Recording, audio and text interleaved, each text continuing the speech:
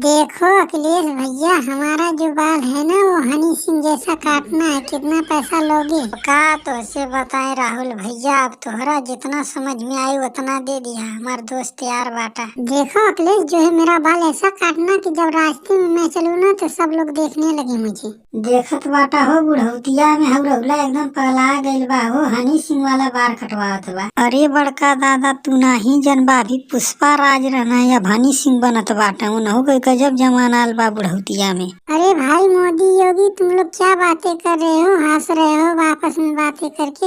अरे नहीं राहुल भैया, हम तो बस ऐसे ही बात कर रहे थे अपने में, इसलिए हंस रहे। अरे अखिलेशवा देख, चाचा का बाल एकदम एक नंबर कटी है, हनी सिंह जैसन एकदम देखवैया लगे जब रोड पे चले। अरे योगी भैया, हमारा जैसन के काटे ला हो बाले, पूरा इंडिया भर में क्यों नहीं काट पाए जन बार हम काट दे। और तो और देखो अखिलेश, जो मेरा मूछ दाढ़ी है ना वो पुष्पा राज जैसा छोड़ देना और सब बाल हनी सिंह जैसा काट देना। अरे राहुल भैया, तुम तो इनको टेंशन नहीं लो, अगर हमारे जैसा कोई बाल काट देगा ना तो फिर बताना।